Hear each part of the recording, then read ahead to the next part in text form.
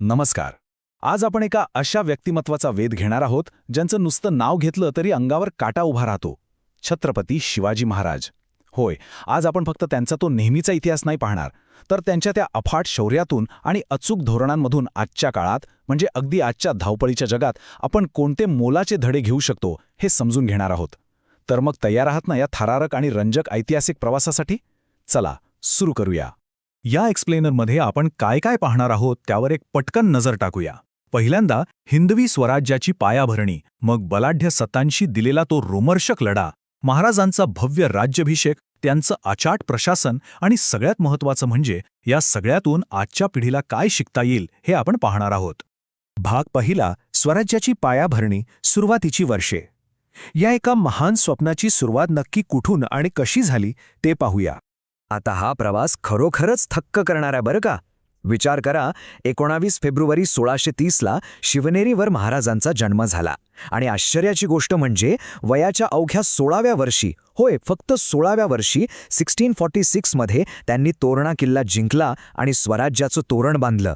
त्यानंतर 1659मध्ये प्रतापगडावरचा तो थरार आणि मग 1674चा भव्य राज्याभिषेक. हा प्रवास इतका वेगवान होता की एका तरुण मुलानं एवढ्या कमी वेळात इतकी मोठी झेप घेतली हे पाहून आजही आश्चर्य वाटतं. पण हे सगळं शक्य कसं झालं? या यशामागे खंबीरपणे उभं होतं एक नाव, राजमाता जिजाबाई. त्या अतिशय कणखर आणि दूरदृष्टी असलेल्या माता होत्या. लहानपणापासूनच त्यांनी शिवबांना रामायण आणि महाभारतातल्या शौर्यकथा सांगितल्या. आणि बघा, त्या फक्त झोपताना सांगायच्या गोष्टी नव्हत्या, तर त्यातून न्याय, कर्तव्यनिष्ठा आणि राष्ट्रप्रेमाचं बाळकडूच जणू महाराजांना मिळालं.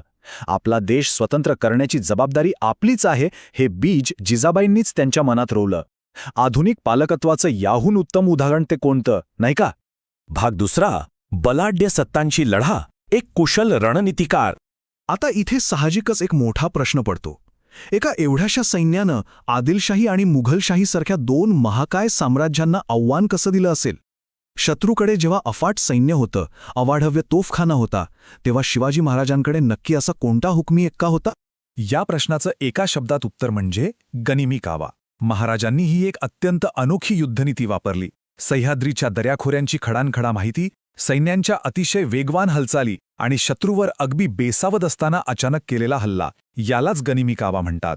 जेव्हा आपल्याकडे संख्याबळ कमी असतं तेव्हा युक्ती कशी वापरावी हे या तंत्राने दाखवून दिलं आणि मुघलांच्या प्रचंड फौजांसमोर ही रणनीती अक्षरशः हुकमी चाल ठरली. या पूर्वतयारीचं आणि गनिमी काव्याचं सगळ्यात थरारक उदाहरण म्हणजे 1659चा प्रतापगडावरचा तो प्रसंग. विजापूरचा तो धिप्पाड सरदार अफजल खान चालून आला होता. भेटीच्या वेळी नक्की दगाफटका होणार हे महाराजांनी अचूक ओळखलं होतं. त्यामुळे त्यांनी आतून चिलखत घातलं, एका हातात बिचवा आणि दुसऱ्या हातात वाघणं लपवली आणि जशी शंका होती तसाच खानाने दगा केला. पण महाराजांनी अत्यंत चपळाईने वाघणख त्याच्या पोटात घुसवली आणि त्याच वेळी सय्यद बंडाने जो वार केला तो जीवा महालाने स्वतःवर झेलला आणि म्हणूनच होता जीवा म्हणून वाचला शिवा ही म्हण कायमची रूढ झाली. याहून आणखी एक अंगावर शहारे आणणारा प्रसंग म्हणजे एप्रिल 1663ची घटना. मुघल सरदार शाईस्ते खान चक्क पुण्याच्या लाल महालात तळ ठोकून बसला होता. महाराजांनी काय केलं? निवडक 400 माणसांना घेतलं आणि रात्रीच्या अंधारात थेट त्याच्या महालातच घुसखोरी केली. स्वतःच्याच घरात महाराजांना असा अचानक समोर पाहून खानाची अक्षरशः पाचावर धारण बसली. खिडकीतून जीव वाचून पळताना त्याची बोटं मात्र छाटली गेली. हे फक्त शारीरिक धाडस नव्हतं, तर बलाढ्य मुघल सत्तेच्या थेट मनोधैर्यावरच केलेला तो एक प्रचंड मोठा घाव होता. आणि 1666मध्ये जेव्हा औरंगजेबानं महाराजांना आग्र्यात नजरकैदेत ठेवलं, तेव्हा तिथून सुटकेची जी योजना आखली गेली ती तर बुद्धीचा कळसच आहे. आधी स्वतःला आजारी असल्याचं भासवलं, मग गरिबांना वाटण्यासाठी म्हणून मिठाईचे भले मोठे पेटारे रोज बाहेर पाठवायला सुरुवात केली. सुरुवातीला पहारेकऱ्यांनी सगळं नीट तपासलं, पण रोजचंच झाल्यावर ते थोडे ढिले पडले आणि नेमका याच गोष्टीचा फायदा घेत एका पेटाऱ्यात महाराज आणि दुसऱ्यात संभाजीराजे बसून सुखरूप बाहेर पडले. पुढे संन्याशाचा वेश घेऊन ते सुरक्षितपणे महाराष्ट्रात पोहोचले. खरोखर बुद्धीच्या जोरावर संकट कसं पार करावं याचं हे उत्तम उदाहरण. भाग तिसरा, भव्य राज्याभिषेक, सार्वभौमत्वाची स्थापना. 6 जून 1674 हा तो दिवस जो भारताच्या इतिहासात सुवर्णाक्षरांनी कोरला गेलाय. रायगडावर अत्यंत भव्य असा सोहळा पार पडला आणि महाराज छत्रपती शिवाजी महाराज झाले. पण हा राज्याभिषेक मुळात का गरजेचा होता, तर जिंकलेल्या प्रदेशावर आणि तिथल्या रयतेवर कायदेशीर आणि सार्वभौम अधिकार मिळवण्यासाठी. पंडित गागा भट यांच्या हस्ते हा सोहळा झाला. या एका सोहळ्याने मराठा साम्राज्याला एक कायदेशीर मान्यता मिळवून दिली आणि बाकीच्या सत्ताधीशांच्या बरोबरीने अत्यंत मानाने उभं केलं. भाग 4. प्रशासन आणि धोरण. एक द्रष्टा राजा. आता युद्धाव्यतिरिक्त महाराजांनी केलेले काही प्रशासकीय बदल बघूया, जे अतिशय महत्त्वाचे आहेत. त्या काळी प्रशासनात पारशी आणि अरबी भाषेचा खूप जास्त प्रभाव होता, पण महाराजांनी आपली स्वतःची ओळख आणि संस्कृती जपण्यासाठी अतिशय जाणीवपूर्वक मराठी आणि संस्कृत भाषेला पुढे आणलं. त्यासाठी त्यांनी खास राज्य व्यवहार कोश तयार करून घेतला, ज्यामध्ये पारशी शब्दांना पर्यायी असे सोपे संस्कृत आणि मराठी शब्द सुचवले होते. हा नुसता भाषेचा बदल नव्हता, तर ती एक अतिशय विचारपूर्वक केलेली सांस्कृतिक क्रांती होती. आणि हाच सांस्कृतिक अभिमान त्यांच्या राजमुद्रेतूनही आपल्याला ठळकपणे दिसतो. प्रतिपच्चंद्र लेखे व वरदेशनूर विश्ववंदिता. म्हणजे ज्याप्रमाणे प्रतिपदेचा चंद्र हळूहळू वाढत जातो आणि संपूर्ण विश्वात वंदनीय होतो, अगदी तशीच शहाजींचा पुत्र शिवाजीची ही राजमुद्रा आणि तिचा लौकिकही वाढत जाईल. ही पूर्ण राजमुद्रा संस्कृतमध्ये होती बरं का. महाराजांची दूरदृष्टी आणि स्वराज्याच्या भविष्याबद्दलचा त्यांचा ठाम विश्वास यातून स्पष्टपणे दिसून येतो. महाराजांच्या या उत्तम प्रशासनाचा कणा म्हणजे त्यांचं अष्टप्रधान मंडळ. राज्याचा गडा अगदी सुरळीत चालावा म्हणून त्यांनी 8 मंत्र्यांचं एक भक्कम मंडळ नेमलं होतं. आणि या व्यवस्थेचं यश बघा. जेव्हा महाराज आग्र्यात महिन्याच्या महिने नजरकैदेत अडकले होते, तेव्हा त्यांच्या अनुपस्थितीतही या अष्टप्रधान मंडळाने राज्याचा कारभार अतिशय चोख आणि विनातक्रार चालवला. हे खऱ्या अर्थाने एका यशस्वी नेत्याचं लक्षण आहे. भाग 5. चिरंतन शिकवण आणि वारसा. पुढच्या पिढीला प्रेरणा.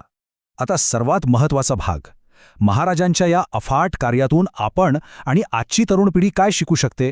तर संकटांना न घाबरता धैर्याने सामोरं जाणं, शारीरिक ताकदीपेक्षा नेहमी बुद्धीचा वापर करणं, महिलांचा सर्वोच्च आदर करणं, सर्व जातीधर्माच्या लोकांसाठी समान न्याय राखणं आणि आपल्या सहकार्यांवर अगदी कुटुंबासारखं प्रेम करणं.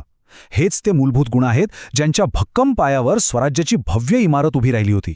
यातल्या महिलांच्या आदराविषयी बोलायचं झालं तर कल्याणच्या सुभेदाराच्या सुनेचा तो प्रसिद्ध प्रसंग सांगायलाच हवा.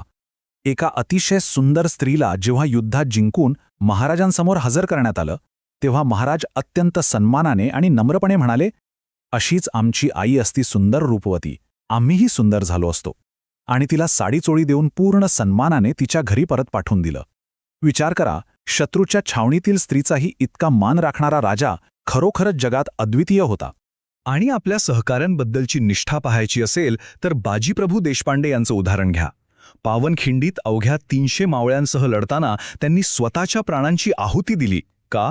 जेणेकरून आपले महाराज विशाळगडावर सुरक्षित पोचू शकतील. यातून एक गोष्ट स्पष्ट होते, जर एखादा नेता आपल्या सहकाऱ्यांना स्वतःच्या कुटुंबासारखी वागणूक देत असेल ना, तर ते लोक कोणत्याही संकटाला हसत हसत सामोरे जाऊ शकतात. आता हे सगळे महान गुण आपल्या मुलांपर्यंत कसे पोहोचवायचे? अगदी सोपं आहे. मुलांना या रंजक ऐतिहासिक गोष्टी सांगा. आजकाल खूप छान ऑडिओ ॲप्स आहेत, त्यांचा वापर करा. लहान मुलांसाठी असलेल्या गोष्टींची पुस्तकं आणि चरित्र त्यांना वाचायला द्या. सोसायटीमध्ये किंवा शाळेत नाटके, पोवाडे बसवा. चित्रकला किंवा निबंध स्पर्धा घ्या.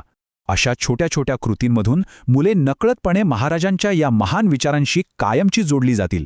तर जाता जाता आपण सर्वांनी एका अत्यंत महत्त्वाच्या गोष्टीवर विचार करणं गरजेचं आहे. जर 17व्या शतकातल्या एका नेत्याने केवळ बुद्धिमत्ता, न्याय आणि प्रबळ आदराच्या जोरावर एका एवढ्या महान आणि भक्कम साम्राज्याची उभारणी केली असेल, तर मग आजच्या या आधुनिक जगातील आपली रोजची आव्हाने पेलण्यासाठी आपण याच तत्वांचा वापर कसा करू शकतो? नक्की विचार करून पहा. कारण हा इतिहास केवळ वाचण्यासाठीचा भूतकाळ नाहीये, तर ती आपल्या सर्वांच्या उज्ज्वल भविष्याची गुरुकिल्ली आहे. धन्यवाद.